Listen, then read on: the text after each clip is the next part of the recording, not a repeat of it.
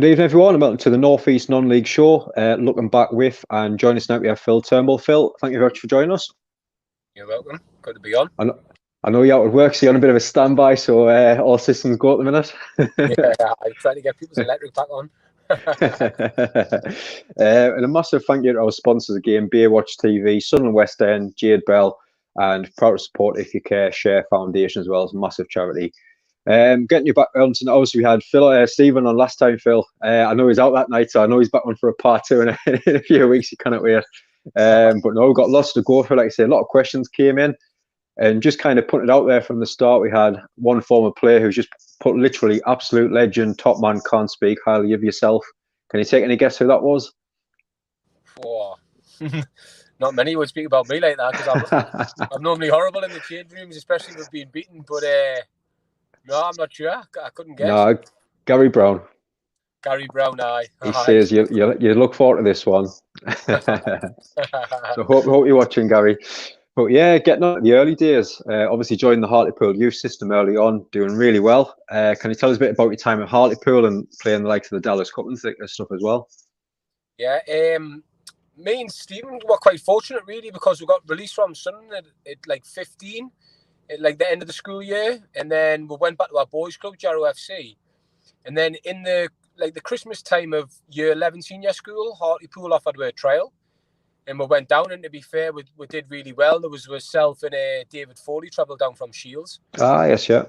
Yeah, so the offered were a scholar, and we started in the July. And to be fair, at first, I think going from playing football at your age group to then going from 16 straight into 19s, and you're still developing and things like that, it was tough. And to be honest, for the first 3 months, 4 or 5 months leading up to Christmas, there was numerous times me and Stephen both said to me mum and dad, like, look, we hate it, we don't want to do it anymore because we just found it too tough. The pace of it was too quick and couldn't handle it.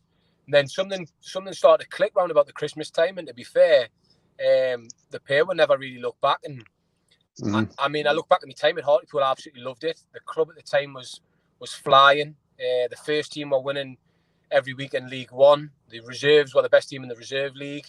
And the youth team are doing really well as well. And I mean, a lot of that would be down to Neil Cooper. God rest his soul, he's not with anymore, but he had there was a great balance between him and Martin Scott, where Neil Cooper was the joke. And I mean, the crack around the changing room was unbelievable. Then Scotty was the coach who implemented the message and the tactics and the structure of the team, but it worked perfectly. So the club at the time was absolutely brilliant to be at. Oh, really good. And like you say, you mentioned the reserve side, and you started doing really well in the reserve. Go on loan to Gateshead in December 2005. How important is it to go out and get that first team football, actually men's football at that time? Do you know, when I went at the time, Gateshead were in the lower league than when I was there. Yeah.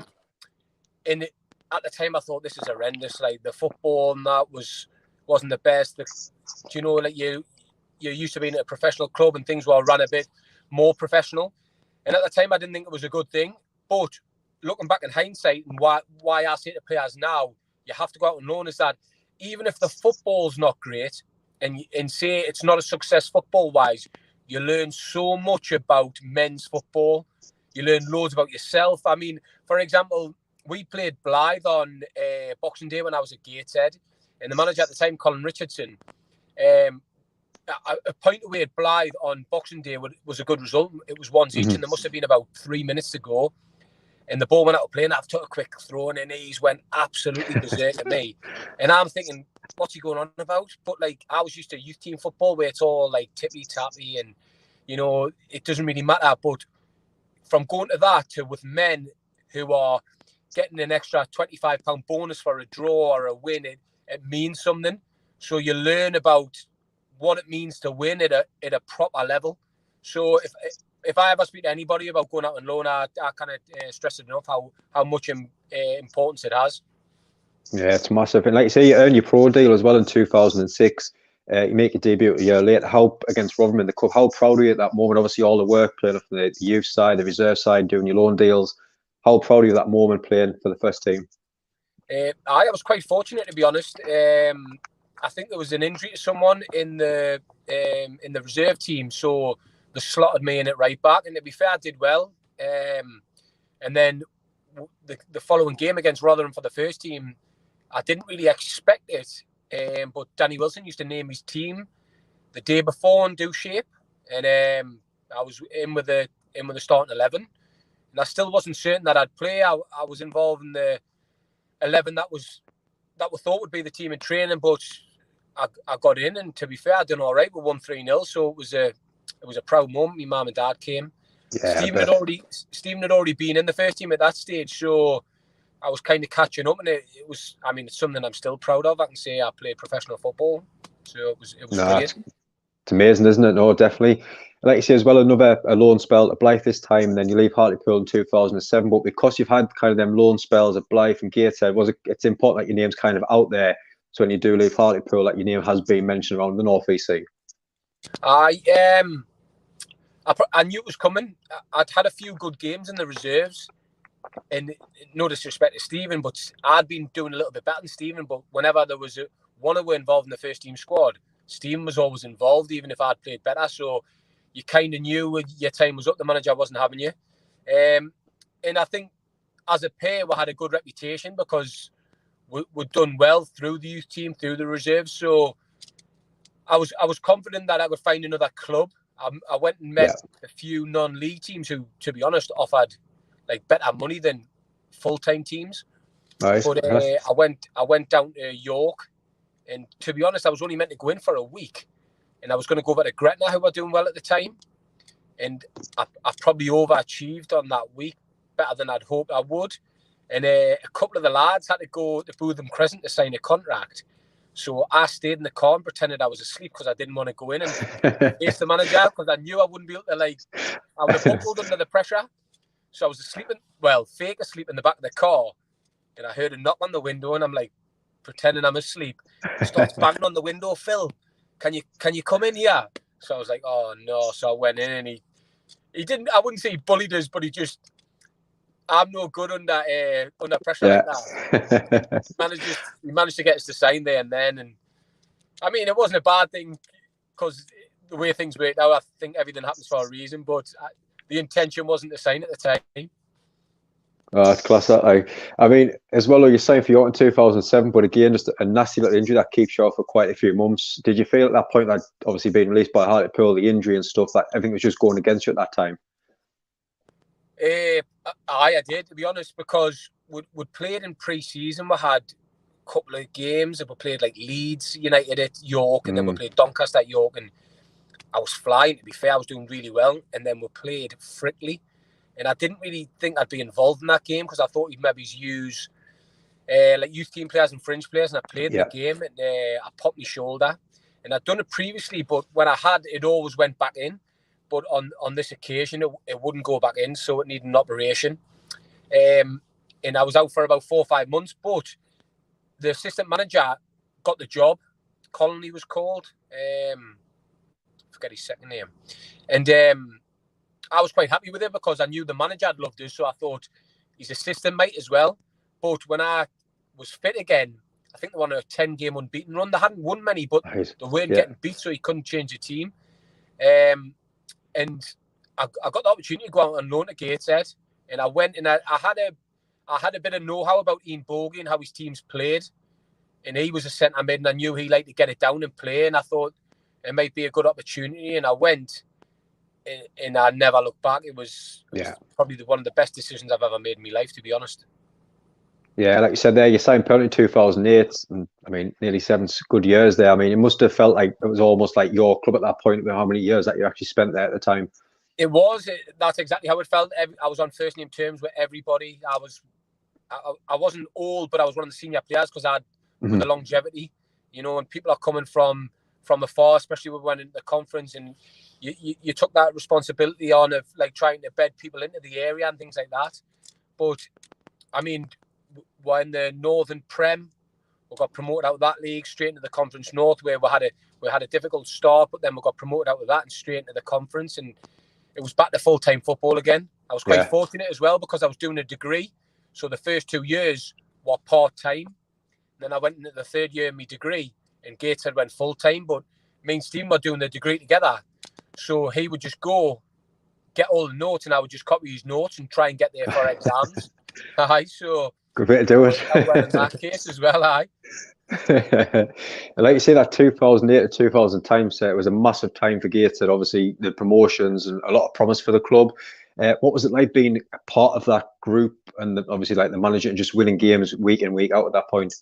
It was brilliant. I hadn't really been involved in men's football much other than like the reserves, but once again, the reserves was a bit like the youth team where there wasn't that massive importance on winning. It was forgot about as soon as the whistle went. So it was, you are playing for win bonuses. Some of the lads, you know, massively relied on that money on top of that job. But I went into a changing room, and I mean, Ian Bogey's a very good manager. He's understanding of football's class. He plays football the right way. But I think he'll probably tell you himself, he was very fortunate that at the time, there was a crop of players from, say, Hartlepool, Newcastle, Sunderland, all these. There was a group of players round about the probably 21 to 25 age group that had all been released. And Gateshead was the club at the time in the northeast that showed the most promise.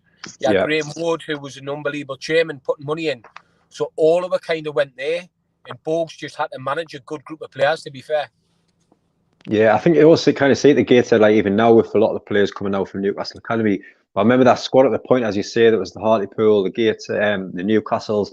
And I think with a lot of players getting released and going to there, them players had a lot of point to prove, didn't it, to kind of get back up the leagues and show them teams that have been released just what they're made of.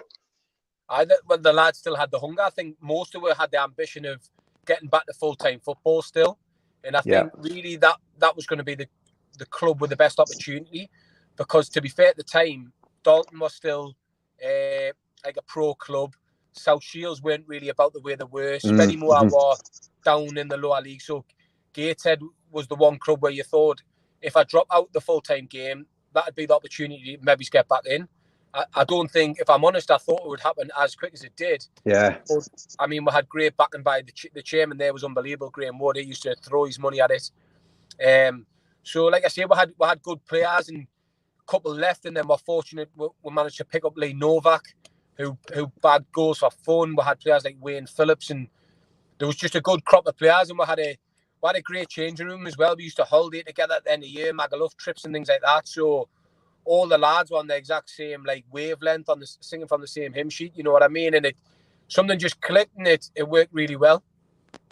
Like I say, I think it's with the local lads as well. It just means that a little bit more to the lads from the northeast playing for the northeast sides. I know I was talking to one of my Spennymoor friends, and he kind of said over the summer, because the Johnson Morley came at the time, he kind of got rid of a few of the northeast lads, got in lads from further down the country who didn't quite get what it meant to them to play for Spennymoor for the northeast sides. And I think you'll see it when there's a lot more like northeast lads playing for the northeast sides. It just means that little bit more to them, doesn't it?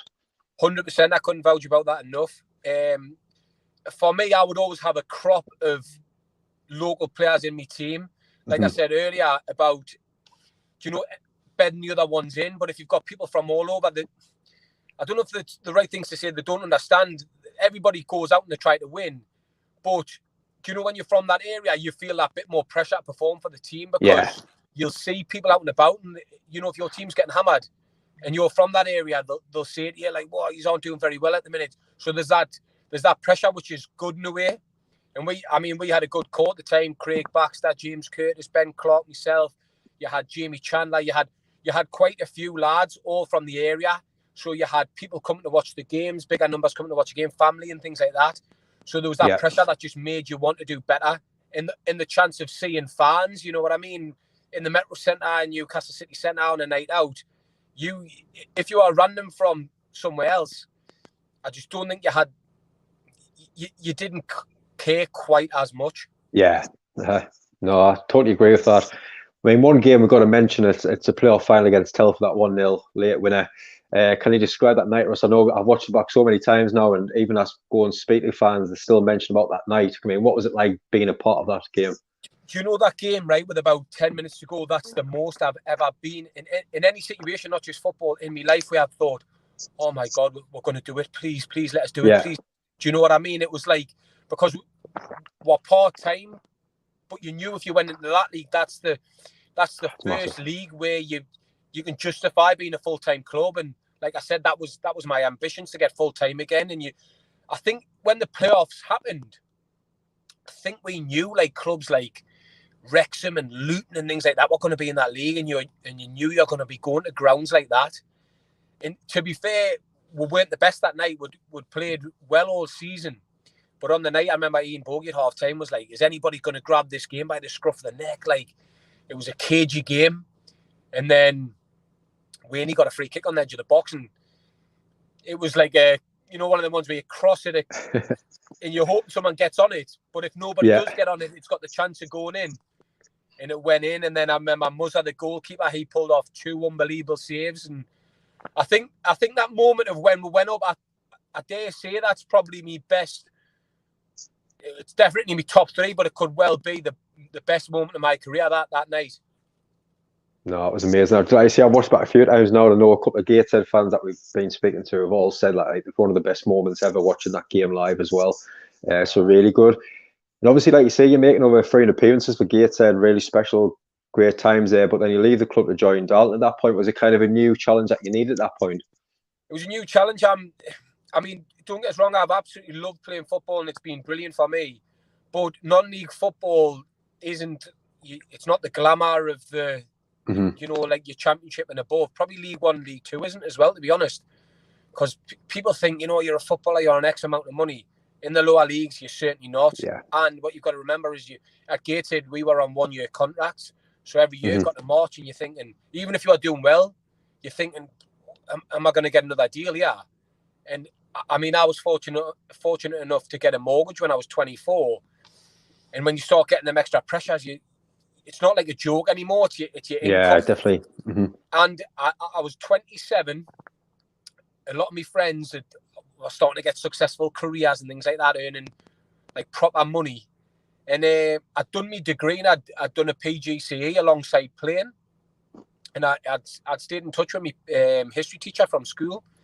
Right. And I was away on holiday and would finish that season. And to be fair, I'd just signed a new contract at Gateshead. It was the most money I'd ever been on. So it was nothing down to finances. And I spoke to this teacher and she said there was an opportunity coming up at the school as a PE teacher. Would I like to go along and interview for experience for years to come type thing? So I thought I'll go along and see what it's like. It'll hold us in good stead. And I went along, and to be fair, the interview, like I did a lesson, and then I did an interview, and it went really well. And the teacher offered us the job there and then. And right. and he said, do you want the job? And I said, I'd love it. But really, I was probably thinking, no, I don't. I'm going to leave here and ring you back and say I'm not taking it.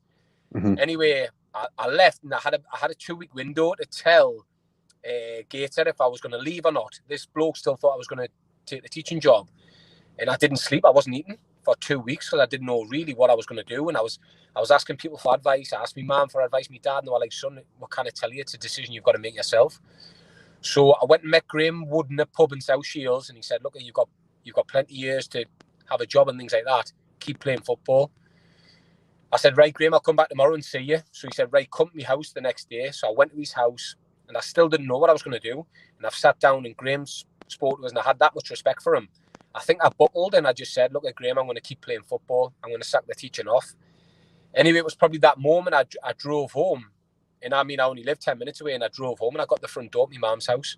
I knocked on the door of my mum's, and I was like, yeah, I've made the wrong decision. Yeah, it's took us to say that, to realise I have. So my mum said, well, son, you're going to have to go back and tell him. So I literally jumped back in the car, drove back to Graham's, knocked on the door. It's a proper gated community. His house is unbelievable. And I knocked on the door. He's like, what are you doing back here, son? And I said, Graham, it's took us to realise that I've made the wrong decision. I said, I need to move on to that next stage of my life. I'm going to leave, if that's all right with you, because I'd signed a new contract. Yeah. To be fair to Graham, he said to us, like, for my service to the club, he would let us go for free because they could have asked for money off Dalton. Yeah, if that's it. But he let us go, and I respect the man on unlimited levels. So I moved on to Dalton, started teaching, and a new chapter began. No, it's amazing. Like I say, I think it's so important where like clubs now, they've got to be kind of looking at when the lads are kind of 16, 17, 18 is kind of giving them a next step as well, where you'll see a lot of lads just released and it's just kind of just chucked out the club, isn't it? They just don't know anything apart from football. There's not going to fall back, and it's really hard, isn't it? it's unbelievably hard because your pals are 3 years. You're almost 3 years behind your friends. 4 years, depends what age it is. And I mean, it was tough for me going from Hartlepool to Gateshead, but in reality, at Hartlepool, we used to wash our own kit. We used to buy things like that. I feel for these lads who are in your Newcastles, your Sunderlands, your Middlesbroughs, because they go in every day. That kit's there. They get their breakfast there. They were on. I don't know what it's like now, but they were on more money than us. And I mean, you're playing for Newcastle United. You're going on a night out, and people know you from the area and things like that. Then all of a sudden, that's took away from you. You're a nobody. And I felt that when I got released from Sunderland when I was a kid. I thought, and Stephen said the same. We'd always been known as the twins who play football. Mm-hmm. Yeah. And then all of a sudden you get released and it's like, well, who are you? What's your identity? I'm not a footballer anymore. I'm a nobody. And whether people like to admit it or not, when you've been a footballer and things like that, people almost want to go like, haha, he's not the footballer he thought he was, even if you're not arrogant. It's like, and it's so tough. And even, like I say, even harder for these kids that fall from your Premier League clubs, your Championship clubs, where I dropped, say, 2 levels. These are dropping 5, 6 levels, and it's a completely different environment, completely different world to what they're used to. It is. It's really crazy. Honestly, it is. But again, thank you everyone for watching. Some good views at the moment. If you haven't already, please hit that subscribe. Get any comments as well. We'll get them read out towards the end of the show. But again, thank you everyone very much for watching. Just getting back to Darlow time, Philip, and obviously you play your first season there, you're playing pretty much every game. Darlow's winning the league. What a group of players that was together at that time, and it's just nice to be winning almost week in, week out with Darlton, and kind of giving the fans back, kind of, especially after what's happened in the past, and trying to get back into the Football League at the point, but like just trying to win as many games as they can and put a smile back on their faces, isn't it? I mean, that's an unbelievable club, especially in non-league. Giant. One day, I believe everything will work its way back out where they should be, and definitely they'll be back in the Football League one day. They're just going through a difficult time, but as soon as I signed there, straight away I realised, like, I played at Gateshead, and Gateshead were at a higher level at the time when I left Gateshead than Darlton. But obviously, Darlton's a bigger club, fan base, things like that.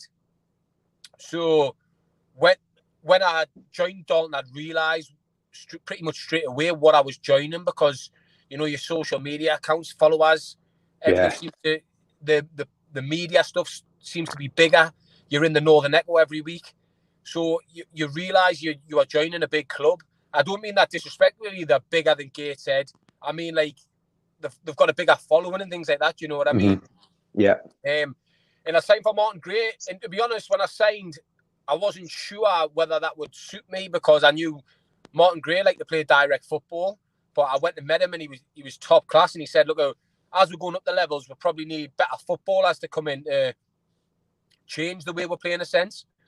So I went in, and I'll never forget the day we trained at Peter Lee at Hoffel College.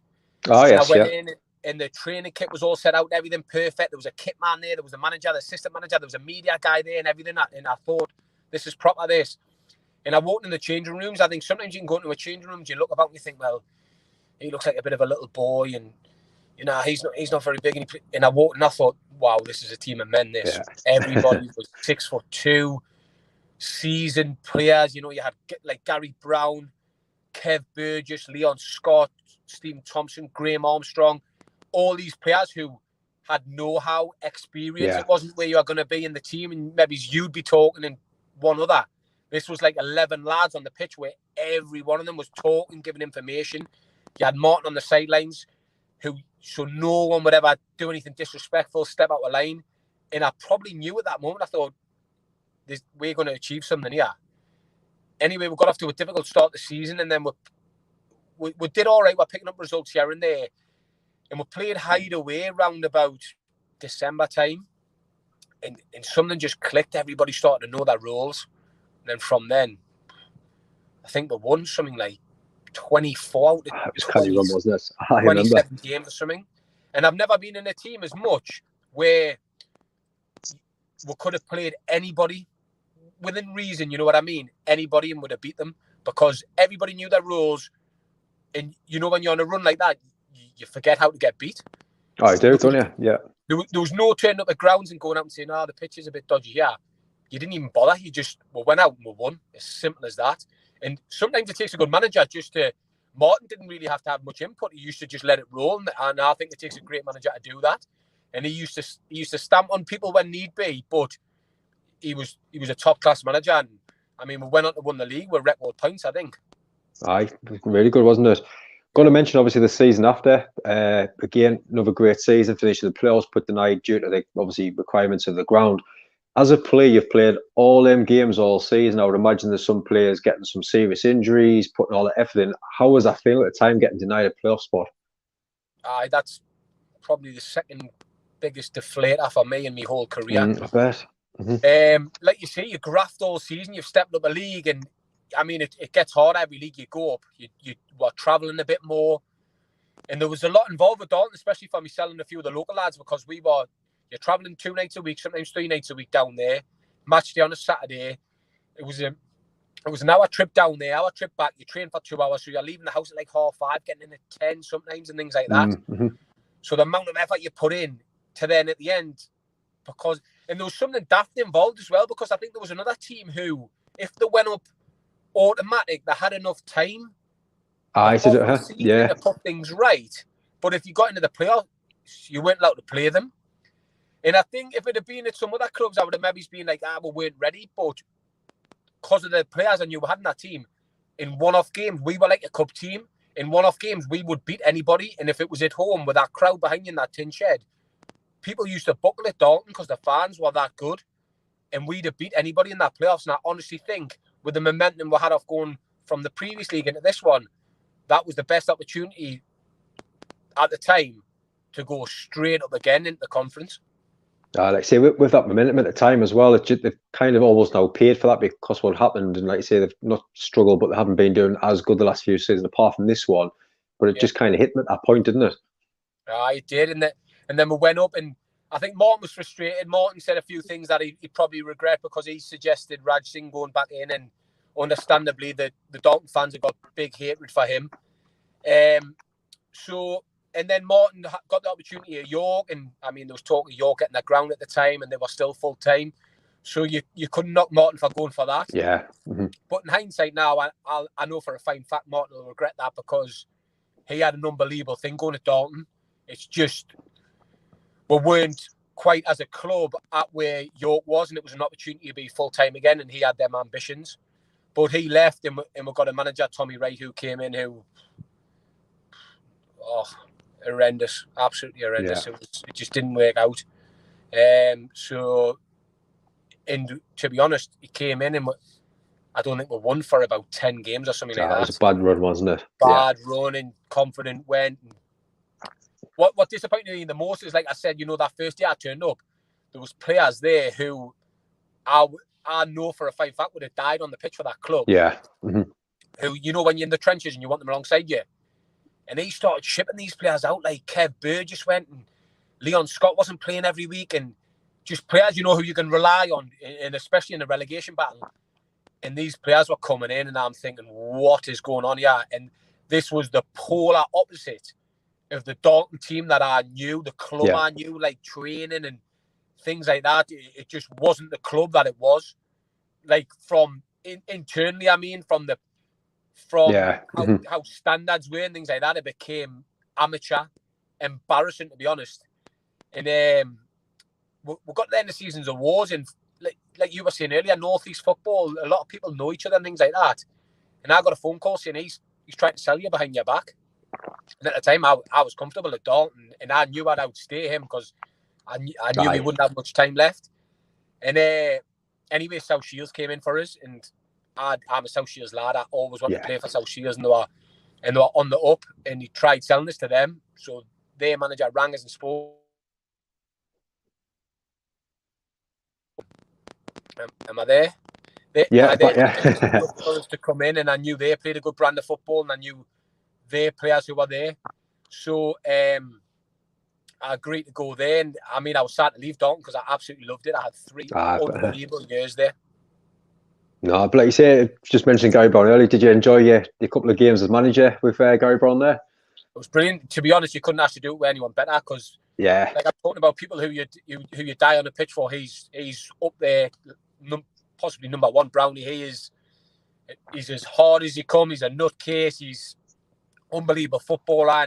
And I've come across a few characters in football, and Brownie's up there with the best. Like, and to do it with him, he was a legend at the club as well, because he'd been the captain through all the promotions. The lads loved him. The fans loved him. So, to be fair, we're a good team, and we should have got 6 points from the 9 that were played, but it ended up just being 4. But I mean, we couldn't. I don't think we could have done much better at the time. Yeah, done really well. Like you say, you then joined South Shields, your home club. It's kind of a hard time because of obviously the COVID and everything like that, and then losing out in the playoff final in the first year as well. I know my friends are massive Shields fans, so he was looking forward to coming out tonight. But how was your time at South Shields? Did you enjoy it? Well, the parts that you could play in, obviously minus COVID. I loved it. It was. I mean, South Shields is an unbelievable club. The chairman there is doing massive, isn't it? Well, yeah. It's got unbelievable potential. And to be honest, before it happened, I knew that because I lived there. It's like, it's a hidden gem, Shields, because if they went up the leagues, people would like to live in Shields because of the place it is on the coast. You've got Newcastle as the city nearby and things like that. And obviously it's a well-populated town. So I always thought, why isn't someone tapping into this market? But, I mean, the pitch, the groundsman there does it unbelievable. The fans, the numbers they get every week. And Lee Pickton and Graham Fenton, they're so methodical, and I've never seen so much attention to detail. So we went out every week, and I expected to win, because even if we went out and it wasn't the strongest 11 at the time, we were that well organised. The organisation alone would beat teams in that league. In the first year, we did well. We got to the playoffs, and it was in a new league. And I think myself and a few others were getting used to this intensity and these ideas that they were giving you. So it took a little bit of time to settle. And one lucky to get beat in the playoffs. Definitely. Mm-hmm. Then the following year, as I was saying earlier about like disappointments in football, that playoffs at Dalton, but that year at South Shields, I don't think I'll ever recover from that, because you look at your career and you won promotions on your CV, and I think we beat FC United in Manchester in the March, 12 points clear with that. I think there might have been 7 games left or something. So I mean, we were cigar mode, we were promoted, like we weren't losing it from that point. And I think that was the highest league that got cancelled. Like, so the Conference North and the Conference and things like that kept playing, and it was just that league. And it was, I mean, for me, if it had been 10 games at the season, you could say anybody could lose a bunch of games or win. At that stage of the season, you are where you deserve to be, and we fully deserved the promotion that year. It was a crime, to be honest. Oh, 100%. I was at the FC United game, and I just remember the full-time whistle going. I sent my friend after he was done. I thought he was promoted a few weeks ago before that, but I said, right, that's it. Season done. You're promoted, and then obviously the COVID hit. It was shocking at the time. It really was. But like you say, the club itself, and I think the thing that really got me yesterday, they put all the pictures on, the people on the ground, is they put the 4 people on that kind of saved the club when they were playing at Peterlee. And they kind of put on, if it wasn't for these 4 people that was there, we wouldn't be here today. And it was just amazing how they don't forget the volunteers and the lads and the women that's put in the hard work and where the club is now, isn't it? It's funny that, when I was year 10 at school, I had to do used to do a week's work experience. Ah, yes, yeah. There was a bloke called Kev Law who owned Lawson's Timber on the West Road. And I went and did my work experience with him. One of the best blokes you could ever come across. God rest his soul, he's not with me anymore. And I remember at the time he'd give us £70 for a week's work experience. Well, when you're 14, 15, £70, he's give us 700 these days. You know what I mean? And he was one of the 4 that's, well, I don't know if he's in that photo, but it was Kev Law, Studsy, and a few others that kept the club going, because at one stage we were at Peterlee and things like that. And people like that probably don't get enough credit. There's numerous people at the clubs I've been at who are the ones behind the scenes that probably don't get the limelight they deserve. But, without them people, these places don't function. Kev Law, Creets and people like that. It's Gary Crookwell at South Shields. They're the ones that keep the places going, and all credit to them. No, really good. You do leave obviously South Shields and then join Dunstan, join it with Chris Swills. How was your time going there at the club? Good. This Swasey, you couldn't meet a nicer bloke, to be fair. Absolute top man. I played with him in probably about 2005, 2006, I think it was. So I knew what he was about as a player. I spoke to him, and with my job commitments now, I can't make training that all the time. So I said, look, I'm 100% committed, but you just have to understand now and again, I won't be able to make training, which he was spot on about, and he's been true to his word. The chairman and people like that club run it well financially. They don't go ridiculous. The money's paid every week and things like that. And there's a good group of players there. In all honesty, some of them I don't think realise how good they are. And they don't realise that they could play a lot higher level. Hopefully it is with Dunstan, because we've got a good chance this year. But there's quite, and we play good football. There's a good group of players there, so hopefully we can achieve something this season. Definitely get up with them. Like you say, at the moment, above the Northern League and up to the, like, obviously up to League Two, some cracking North East sides now in between all the middle divisions. It's a really fantastic setup now, isn't it? Like I was saying earlier, at the time there was probably only Gateshead, and I don't think really Blythe were having to go years ago. They were in them leagues, but they weren't really. I don't think they had the ambition to go higher. Whereas you look at it now, and you've got Shields, you've got Hebburn, you've got Spennymoor, Gateshead, obviously, Blythe Spartans. There's quite a few, and if you're dropping out of full-time football, there's quite a few clubs there that have got a professional setup where you can go along. And if you're 21, your chance isn't over, because if you shine for these clubs, there'll be scouts sniffing about that maybe take you back into the full-time game. Oh, definitely, 100%. And just to finish, Phil, what we always do is a quick-fire question round just before we end. So 5 questions that we're going to go through. So start with number 1, the best manager that you worked under. I would have to say Gary Mills. He got the best out of me. I love my time playing with him. Absolutely unbelievable. Yeah, so I mentioned actually Gary a couple of weeks ago. I said he was a cracking manager as well. Number 2, best teammate that you've played with. That's a toughie. Best teammate that I've played with. Craig Baxter. I've done the most amount of years with him. I think I did 7 at Gateshead, 3 at Shields, 3 at Dunstan, and I've never seen him have a bad game. He's the most consistent player I've played with, and he's a salt of the earth type lad. I'd trust him with anything. Absolute top lad. Yeah, great player. Number 3, best opposition player that you've played against. Who's that one player you just couldn't get the better of? Jamie Vardy. I know he wasn't. He used to score goals and things like that, but it wasn't just that. Obviously, I sit deep in midfield, and sometimes you get the freedom of the pitch, and if you drop into a certain, he was the biggest rat you could play against. He was all over you, non-stop. There wasn't a second to breathe when he was on the pitch. He was the hardest working forward, both offensively and defensively. He was absolutely top class. Brilliant. Number 4, your best footballer moment.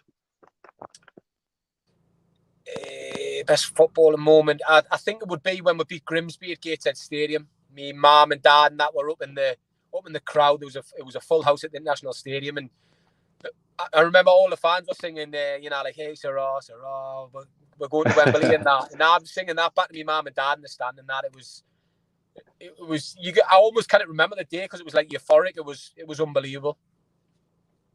Brilliant. And the one that I think all of you look forward to, the funniest football moment you've seen or been involved in, change rooms, buses, anything you can think of. Funniest. This where there's always a little pause thinking, what can I say? There's numerous involving James Curtis, because James Curtis is the biggest entertainer I've ever met, the funniest man ever. Be a few with him.